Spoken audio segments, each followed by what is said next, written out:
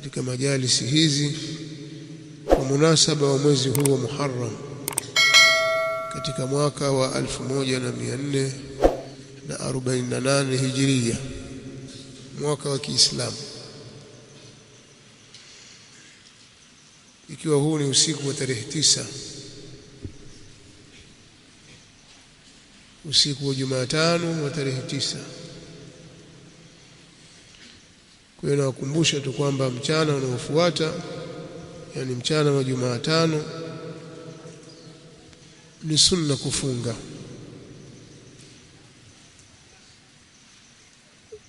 na siku ya 10 kadhalika ni sunna kufunga, ambayo itakuwa ni siku ya Alhamisi. Ndio saumu hiyo ya tarehe 10 inaitwa saumu ya Ashura. Ya tarehe 9 ni Tasua, ambayo Mtume sallallahu alaihi wasallam aliweka azma na alitamani kuifunga siku hiyo aliposema, la in ishtu ila qabilin la asumanna at-tasi'a, kama nitaishi mpaka mwaka ujao basi nitaifunga siku ya 9 ili kuwakhalifu Mayahudi. Somo ya Ashura inafungwa tarehe 9 na tarehe 10. Kwa nimeona nitangulize maneno haya kukumbusha kwa wale wenye raghaba ya kufunga somo ya Ashura, basi hufungwa 9 na 10, na siku yenyewe ni kesho insha Allah. Kwa tutakuwa kwenye somo kesho na kesho kutwa. Nadhani ndio hivyo, sijakosea kwenye tarehe. Kwa munasaba wa siku hizi tumeonelea tuzungumzie jambo linalofungamana na mauaji ya dhulma yaliyofanywa dhidi ya mjukuu wa Mtume Muhammad sallallahu alaihi wasallam, Al-Husayn bin Ali bin Abi Talib. Elimu ni nuru na kujifunza ni safari isiyo na mwisho. Sasa unayo fursa ya kujifunza na kuongeza maarifa yako katika elimu ya dini kwa urahisi, tena ukiwa popote. Tunawakaribisha kujifunza na masomo online, ikiwa ni ngazi ya ibtidaiya, masomo yatakayokuwezesha kujifunza kupitia mfumo wa mtandao kwa mazingira rafiki na kuzingatia uelewa wa kila mshiriki. Masomo yatakayofundishwa ni pamoja na fiqhi, sira, tauhid, hadithi, nahau, lugha ya Kiarabu pamoja na Qur'ani tukufu. Vipindi hivi vinaendeshwa na walimu wenye taaluma na uzoefu wa kufundisha kwa mbinu zitakazorahisisha ujifunzaji na kuwajengea misingi imara ya elimu ya dini. Iwe wewe ni mwanafunzi, mfanyakazi, mfanyabiashara au mwenye shughuli nyinginezo, unaweza kushiriki masomo haya kwa urahisi ukiwa mahali ulipo. Usajili unaendelea sasa na ratiba ya masomo itawasilishwa kwa washiriki watakaojiunga. Katika kuunga mkono uendeshaji wa vipindi hivi na kuwezesha upatikanaji endelevu wa masomo haya, washiriki watachangia kiasi kidogo kitakachosaidia kugharamia huduma kama vile internet. Kwa mawasiliano zaidi na namna ya kujiandikisha, wasiliana nasi kupitia namba 0756694826.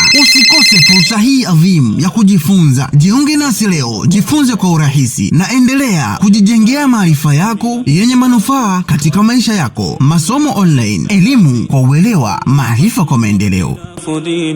فافهم فليس الشك كاليقين. رضي الله عنهما.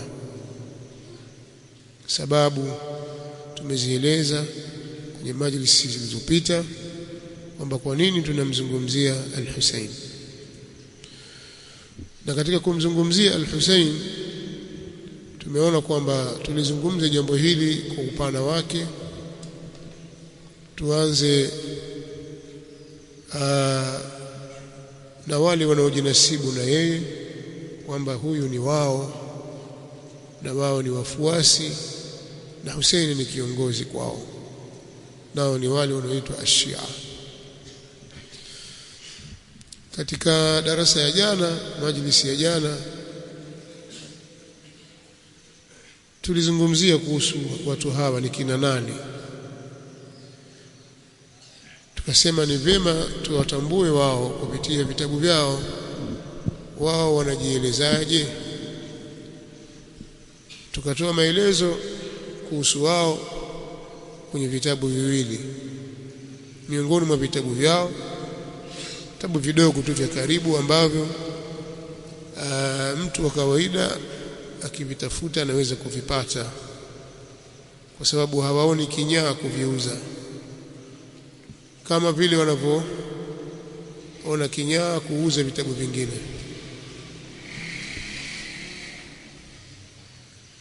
Imekuwa ni tabu kuvipata baadhi ya vitabu vyao vya asili.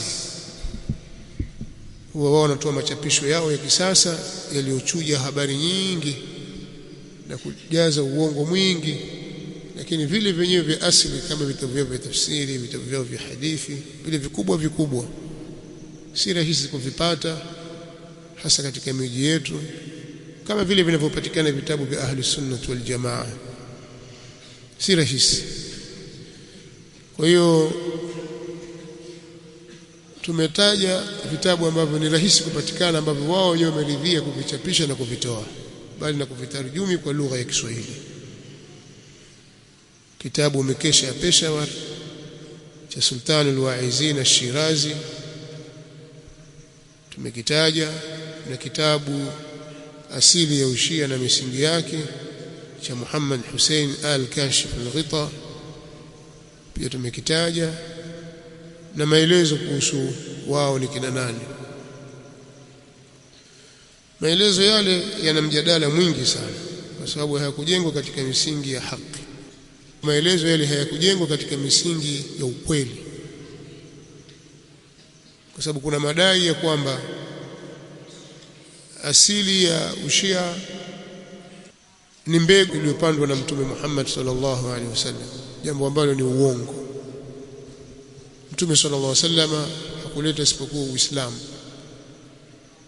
hakuleta madhahabu mengine zaidi ya Uislamu, wala hakupanda mbegu mbili tofauti.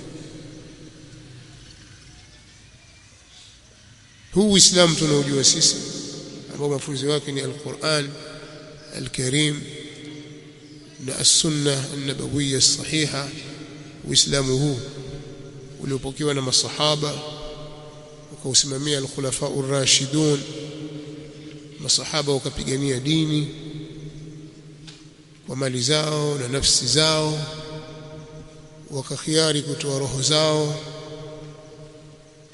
na kutoa kila kilichokuwa na thamani kwao kwa lengo la kuupigania Uislamu.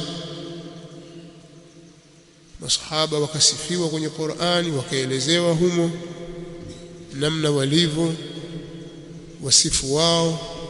Uislamu huu uliopokewa na watu hawa na kuenezwa ndio Uislamu tunaotambua, ndio alioleta Mtume Muhammad sallallahu alaihi wa alihi wasallam. Akapeleka wajumbe katika miji, kina Muadh bin Jabal na wengineo,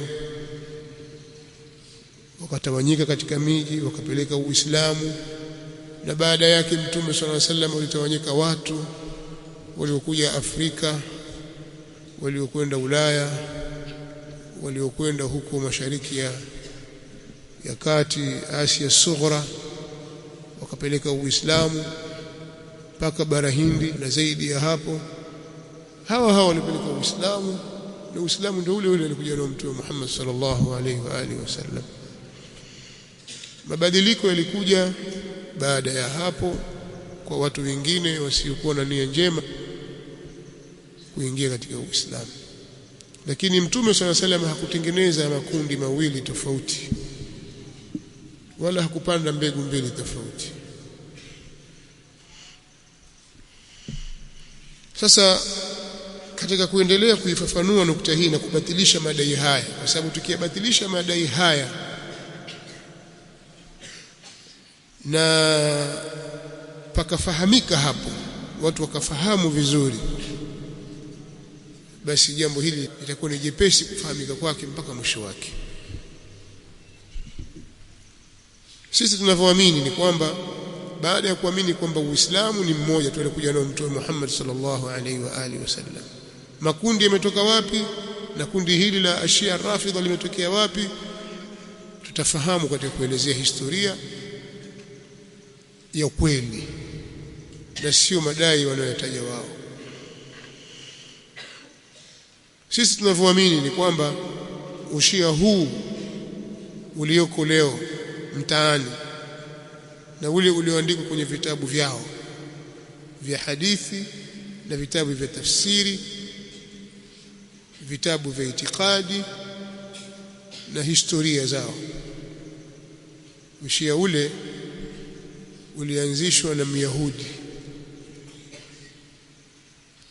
aliyejulikana kwa jina la Abdullah ibn Sabai al-Yahudi au al-Himyari, Myahudi kutoka sehemu za al-Yaman. Myahudi huyu alikuja kwenye miji ya Waislamu katikati ya utawala wa Uthman ibn Affan radhiyallahu ta'ala anhu, wakati wa khalifa watatu. Khalifa wa kwanza baada ya kufariki Mtume sallallahu alayhi wasallam, kiongozi mkuu wa Uislamu alikuwa ni Abu Bakar, kisha akaja Umar, kisha akaja Uthman. Uthman alitawala kwa kiasi cha muda usiopungua miaka 12. Sasa amekwenda mpaka katikati, alidhihiri bwana huyu akitokea sehemu za al-Yaman, akapita katika baadhi ya miji.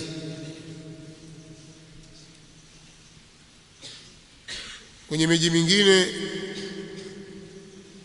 hakusikilizwa kwa sababu watu wanajua, wana ilmu, kwa kile alichokuja nacho hakikuzaa matunda katika miji hiyo. Akienda katika miji mingine akizunguka kama huko al-Iraq na sehemu nyingine na hali kadhalika Misri, akija na madai ya kwamba utaratibu huu uliopo kwa Uislamu wa kumfanya kuwa khalifa wa Mtume Muhammad sallallahu alaihi wasallam ni Abu Bakar, kisha Umar, kisha sasa ni Uthman, utaratibu huu ni wa makosa. Utaratibu wa sawa ni upi? Pale alikuwa ashike Ali ndiye alikuwa na haki ya kuwa khalifa. Kwa hiyo hawa kina Abu Bakar wamemdhulumu.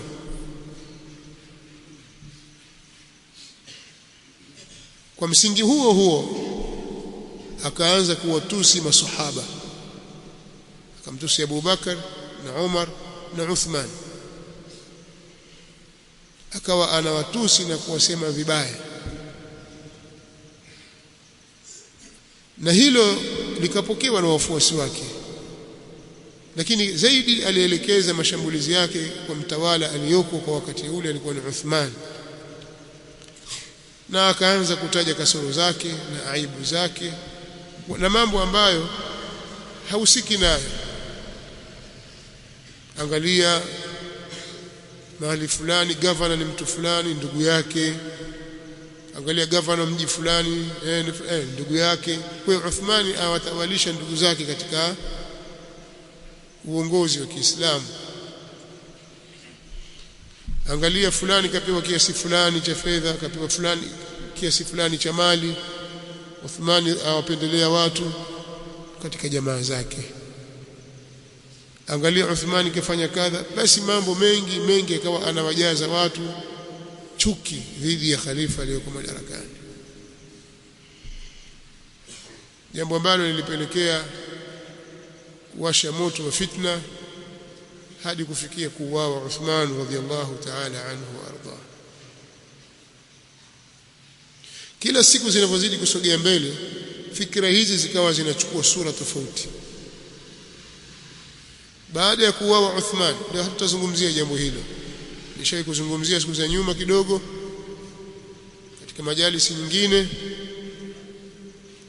namna alivyouawa Uthman ibn Affan radhiyallahu ta'ala anhu. Kwa leo hatutalizungumzia hilo kwa sababu tutatoka kwenye maudhui na sio maudhui yetu. ala kulli hali baada ya kuuawa Uthman radhiyallahu ta'ala anhu ambao chimbuko lake ni fitna za mtu huyo, ni uchochezi uliofanywa na mtu huyo. Ali bin Abi Talib aliapishwa rasmi na watu wakala kiapo cha kumtii, akawa ndiye mtawala baada ya Uthman. Watu wakawa wanachukua bai'a kwake, akatawazwa Ali bin Abi Talib, akasimikwa kama khalifa. Ndivyo alikuwa akilidai likawa. Sasa hana jingine, akaongeza katika aliyoyaongeza, akawa sasa anamtukuza Ali, anazungumza maneno ya kumtukuza Ali radhiyallahu ta'ala anhu na kumsifu mpaka akapituka mipaka, bali walifikia kudai yeye na wafuasi wake kwamba Ali ni Mungu. Lakini lengo sasa ya haya yote anayofanya ni kutaka kuichangua safu ya Waislamu wasiwe kitu kimoja, ni kutaka kuwatoa Waislamu kwenye mafunzo ya Uislamu, wasibaki katika mstari wa sawa sawa. Waislamu waliotaalamika na waliokuwa na ghera na dini yao walisimama katika msimamo wa sawa sawa, hawakuyumba. Wageni katika jambo la dini wengi waliyumba, hasa wale wajinga ambao hawakuwa na taaluma ya kutosha, wakayumba. Mauaji ya Uthman lilikuwa ndio chanzo cha vita. Vita vikubwa vilitokea baina ya Waislamu kwenye mapigano ya Siffin. Maelfu ya Waislamu walikufa pale. Chanzo chake ni kutaka kulipa kisasi cha Uthman, na sababu ya kuwa Uthman ni huyu Myahudi Abdullah ibn Saba al-Yahudi al-Himyari. Sasa haya si maneno tu kwamba tutazungumza tujifurahisha, hayana ushahidi wowote, hatuna dalili katika haya au hatuna ushahidi wowote wa kuthibitisha hivi. Si kweli. Sisi tunazungumza tukiwa tuna ushahidi wa kutosheleza juu ya jambo hili. Kwanza, kuhusu Mayahudi kuwa ni watu wabaya wenye uadui dhidi ya Uislamu. Mayahudi na Manasara wao daima huwa wanaupiga vita Uislamu na wanatafuta mianya ya kuwatoa Waislamu katika njia ya sawa sawa na kuwaingiza katika mila potofu. Allah subhanahu wa ta'ala amelitaja hili katika suratul Baqara aya 120 aliposema jalla wa ala, walan tarda anka alyahud walan nasara hatta tattabi'a millatahum, katu hataria hawatakuwa radhi nawe Mayahudi na Wakristo mpaka ufuate mila zao. Wao hawatalala, watahakikisha kwamba wanawatoa katika njia. Na uadui wao pia umeelezwa kwenye Qur'an kwamba uadui wao kwa Waislamu ni mkubwa mno, hasa Mayahudi, Wayahudi na washirikina. Allah subhanahu wa ta'ala katika aya 82 ya suratul Maida amelitaja hilo, anasema latajidanna ashadda an-nasi adawatan lilladhina amanu alyahuda walladhina ashraku, hakika utawakuta walio na uadui mkali, uadui mkubwa kuliko watu wote dhidi ya walioamini ni Wayahudi na washirikina. Na Wayahudi walimpiga vita Mtume sallallahu alaihi wasallam kwa dhahir, na baada ya kushindwa na kukata tamaa katika harakati zao za kuizuia dawa ya Mtume sallallahu alaihi wasallam, walianza mapambano na vita vya siri ili kuwazuia watu wengine ambao bado hawajamwamini na kumkubali Mtume Muhammad sallallahu alaihi wasallam, kuwazuia wasimuamini. Kama vile washirikina walikuwa wakiwaambia washirikina kwamba nyinyi endeleeni na dini yenu ya ushirikina, huo ushirikina wenu ni bora zaidi kuliko huu Uislamu. Allah subhanahu wa ta'ala katika suratul Nisa aya 51 analieleza hilo. Nataka kutoa picha ile muone wa Mayahudi au Wayahudi walivyokuwa watu wabaya. Anasema alam tara ila alladhina utu nasiban min alkitab yu'minuna biljibti wattaghut wayaquluna lilladhina kafaru haulai ahda min alladhina amanu sabila. Je, huwaoni wale waliopewa sehemu katika kitabu huwa wanaamini masanamu na shetani? Yuminuna biljibti wattaghut, pia imetafsiriwa jibti kwa maana sihr. Wanawaambia wale waliokufuru kwamba hawa ndio walioshika njia iliyonyoka zaidi, hawa washirikina, hawa wanaabudu masanamu, hawa wanakuabudu mizimu, hawa ndio wameshika njia iliyonyoka zaidi kuliko hawa walioamini Waislamu. Lakini pamoja na uadui wao huo na njama zao za chini chini, Allah subhanahu wa ta'ala alimnusuru mtume wake sallallahu alaihi wasallam na akaupa ushindi Uislamu. Hali iliendelea hivyo mpaka katika zama za makhalifa wawili watukufu, Abu Bakar as-Siddiq na Umar al-Faruq. Uislamu ukazidi kupata nguvu na nuru yake ikaenea duniani kote, ikafika mpaka kwenye miji yao hao Mayahudi, ikavunja ngome zao na himaya zao na ikazibatilisha mila zao potofu. Bendera ya tauhidi ikasimama, ikaenea mila ya Nabiiullah Ibrahim alayhi salatu wassalam, jambo ambalo liliwazidishia chuki dhidi ya Uislamu. Sasa kama nilivyoeleza, katikati ya utawala wa khalifa watatu Uthman ibn Affan radhiyallahu ta'ala anhu, aliwasili katika mji wa Madina mtu mmoja aliyeitwa jina la Abdullah ibn Saba al-Himyari, au akijulikana kwa Ibn Sauda, akitokea sehemu za Sanaa huko nchini Yemen. Myahudi huyu alidai kwamba amesilimu na akadhihirisha kuwa anampenda Ali bin Abi Talib na anawapenda ahlul bait, yani watu nyumbani kwa Mtume sallallahu alaihi wasallam na ukoo wake kwa ujumla, lakini lengo lake halikuwa zuri, na hilo lilibainika kutokana na vitendo vyake viovu alivyofanya na athari mbaya aliyoiacha katika umma wa Kiislamu. Maelezo ya wazi kabisa ya mtu huyu utayapata kupitia wanawazuoni wa Shia na Sharia. Kwa mfano, yuko mwanawachuoni mmoja aitwaye Abu Amri Muhammad bin Umar ibn Abdullah al-Kashi, aliyefariki mwaka 340 Hijiria, yani katikati ya karne ya 4 ndio amefariki. Anasema katika kitabu chake, nimeanukuu maneno haya kwenye kitabu Biharul Anwar Al-Jami'atu lidurari a'immati al-athhar, juzuu 25 ukurasa wa 478 mpaka 479.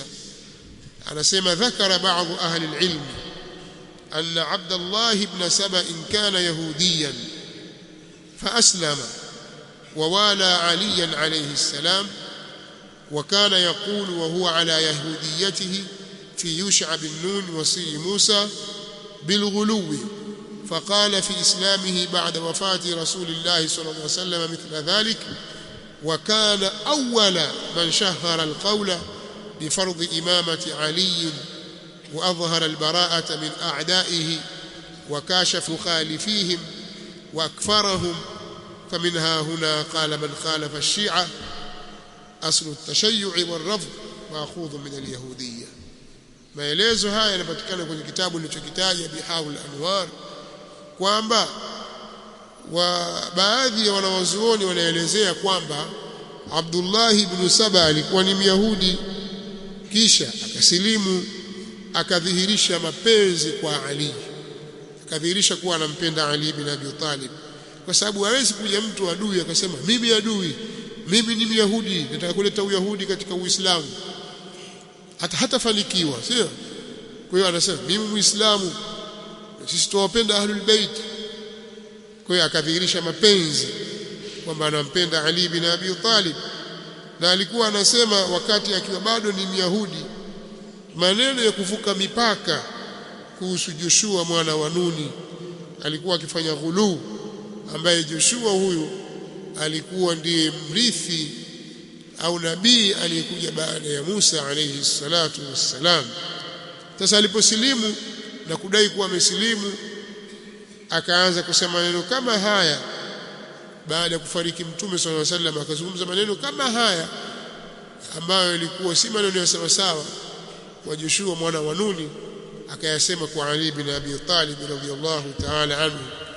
Na yeye mtu wa kwanza vitabu vya Shia vinasema yeye ndio mtu wa kwanza aliyetangaza kauli, aliyekuwa akizungumza maneno ya ulazima wa watu kumfuata Ali bin Abi Talib, kwamba Ali ndiye imam.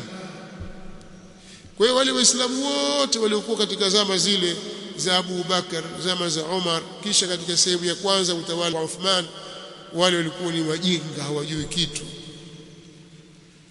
Uislamu wao ulikuwa na upungufu, mpaka alipokuja Myahudi huyu akawashtua, bwana nyinyi waislamu wa vipi? Mbona mjamchagua Ali bin Abi Talib kuwa khalifa? Na khalifa hapa alikuwa anastahili ni Ali bin Abi Talib. Akawa anazungumza kwa hisia na jazba kuonyesha kwamba yeye ameguswa. Kwa nini hatukuwapa kipaumbele ahlu baiti wa Mtume sallallahu alaihi wasallam ambaye kiongozi wao ni Ali bin Abi Talib? Kwa hiyo ndiye mtu wa kwanza alifanya hivyo. Na isitoshe akawa anadhihirisha kuwachukia maadui wa Ali kama anavyoita, na akawa anawakashifu. Katika sehemu nyingine anaeleza wazi kwamba hao maadui ni kina nani, kwamba Abdullah bin Saba yeye ndiye mtu wa kwanza aliyezungumza suala la ukhalifa na uimamu wa Ali bin Abi Talib, na kwamba hiyo ni jambo la lazima kutoka kwa Allah subhanahu wa ta'ala, na akawa ni katika wale waliodhihirisha kumtusi Abu Bakar. Zingatieni jambo hili. Wa kana mimman adhhara at-ta'na ala Abi Bakr wa Umar wa Uthman was-sahaba, alikuwa ni katika watu waliodhihirisha kumtukana Abu Bakr na Umar na Uthman na masahaba wengine, watabarra minhu, na akatangaza uadui dhidi yao.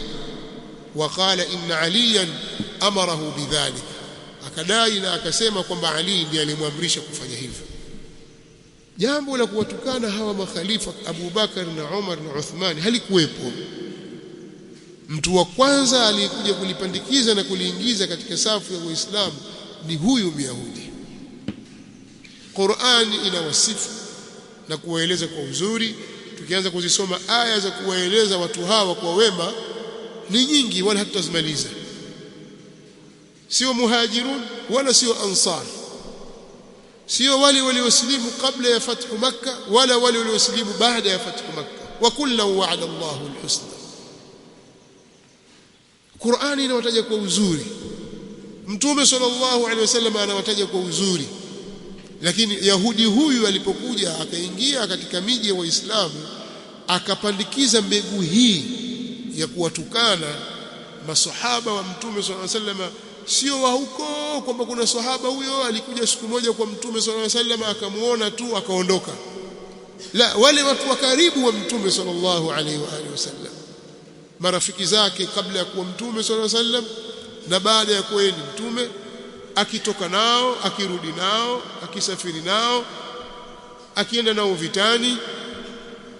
Wengine ni wakwe zake, ameoa binti zao, na wengine kawaozesha yeye watoto wake binti zake Mtume sallallahu alaihi wasallam. Ameishi nao kwa heshima ya hali ya juu, wao wakimheshimu mtume wao sallallahu alaihi wasallam, na yeye akiwapa nafasi zao. Aje mtu huyu Myahudi anazungumza maneno ya kashfa dhidi ya masahaba hao watukufu wa Mtume sallallahu alaihi wasallam kwa kisingizio cha kwamba eti Ali bin Abi Talib amarahu bidhalik, ndiye alimwamrisha hilo.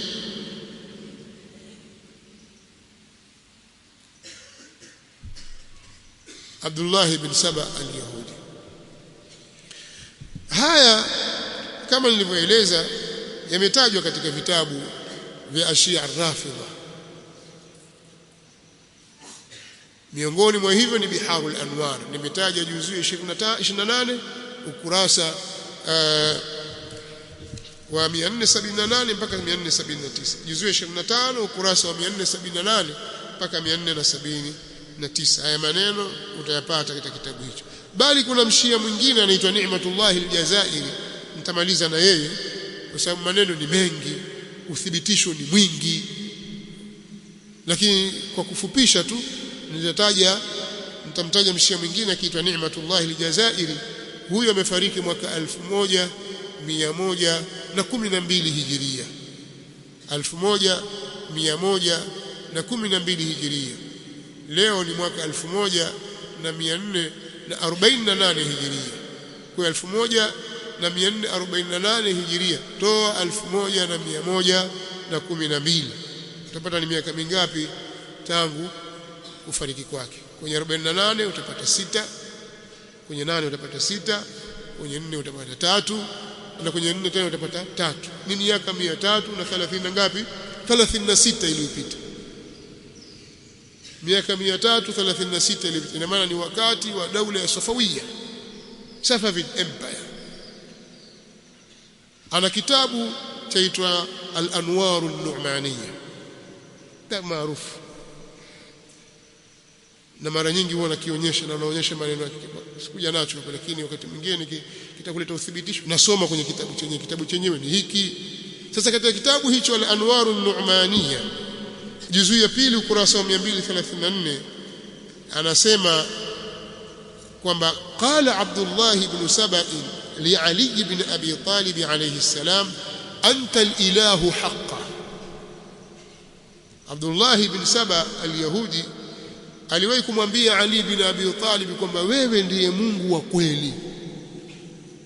Naona sasa ametoka tangu kujidai kwamba anampenda Ali mpaka kufikia kwamba huyu ndio anastahili kuwa kiongozi, wakati huo akiwa anawakashifu na kuwatukana wengine na kuwakufurisha makhalifa waliotangulia.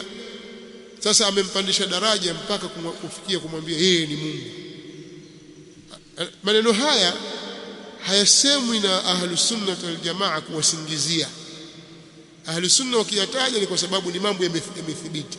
Kwa hiyo mimi sikutaka kutaja vitabu vya Ahlus Sunnah, sije kaonekana kwamba kuna uadui wa Ahlus Sunnah na Ushia. Kwa hiyo Ahlus Sunnah wanafanya propaganda na wasingizia Mashia. La, tunukuu kutoka kwenye vitabu vyao. Anasema kwamba huyu Abdullah ibn Saba aliwahi kumwambia Ali ibn Abi Talib, wewe ni Mungu wa kweli. Fanafahu Ali alayhi salam ila al-Madain, wa qila innahu kana yahudiyan fa aslam, wa kana, mpaka mwisho wa maelezo yake huyo Ni'matullah al-Jazairi. Kwa hiyo kwa maelezo haya tuliyotaja kwenye Biharul Anwar na maelezo ya Naubakhti au maelezo yaliyotajwa na Ni'matullah al-Jazairi na wengineo, yanaonyesha wazi kabisa na yana uthibitisho wa wazi kabisa juu ya kuwepo mtu huyu na harakati zake na madai yake. Alikuja na madai. Sasa alitengeneza kundi la watu ambalo lilikuwa lilibeba fikra hii, fikra ya kumtawalisha kwamba Ali ndiye mtawala, fikra ya kwamba hawa waliomtangulia Ali katika makhalifa radhiyallahu anhum ajma'in na masahaba wote kwa ujumla radhiyallahu anhum waliunga mkono ukhalifa wa hawa makhalifa watatu waliomtangulia Ali bin Abi Talib, hawa wote ni wahalifu, bali ni makafiri wameritadi kwa kumdhulumu Ali. Hii ni fikra ameileta, bali fikra ya kwamba Ali ana sifa za uungu. Kwa hiyo akaleta na swala la ghulu. Bila shaka mtafahamu kwamba fikra hizi hapo kabla hazikuwepo katika safu ya Uislamu mpaka alipokuja bwana huyu. Elimu ni nuru na kujifunza ni safari isiyo na mwisho. Sasa unayo fursa ya kujifunza na kuongeza maarifa yako katika elimu ya dini kwa urahisi, tena ukiwa popote. Tunawakaribisha kujifunza na masomo online, ikiwa ni ngazi ya ibtidaiya, masomo yatakayokuwezesha kujifunza kupitia mfumo wa mtandao kwa mazingira rafiki na kuzingatia uelewa wa kila mshiriki. Masomo yatakayofundishwa ni pamoja na fiqh fiqhi, sira, tauhid, hadithi, nahau, lugha ya Kiarabu pamoja na Qur'ani tukufu. Vipindi hivi vinaendeshwa na walimu wenye taaluma na uzoefu wa kufundisha kwa mbinu zitakazorahisisha ujifunzaji na kuwajengea misingi imara ya elimu ya dini. Iwe wewe ni mwanafunzi, mfanyakazi, mfanyabiashara au mwenye shughuli nyinginezo, unaweza kushiriki masomo haya kwa urahisi ukiwa mahali ulipo. Usajili unaendelea sasa na ratiba ya masomo itawasilishwa kwa washiriki watakaojiunga. Katika kuunga mkono uendeshaji wa vipindi hivi na kuwezesha upatikanaji endelevu wa masomo haya, washiriki watachangia kiasi kidogo kitakachosaidia kugharamia huduma kama vile internet. Kwa mawasiliano zaidi na namna ya kujiandikisha, wasiliana nasi kupitia namba 0756694826. Usikose fursa hii adhimu ya kujifunza. Jiunge nasi leo, jifunze kwa urahisi na endelea kujijengea maarifa yako yenye manufaa katika maisha yako. Masomo online, elimu kwa uelewa, maarifa kwa maendeleo. فافهم فليس الشك كاليقين. Hii ni Wajawema Online TV. Hapa ni elimu tu.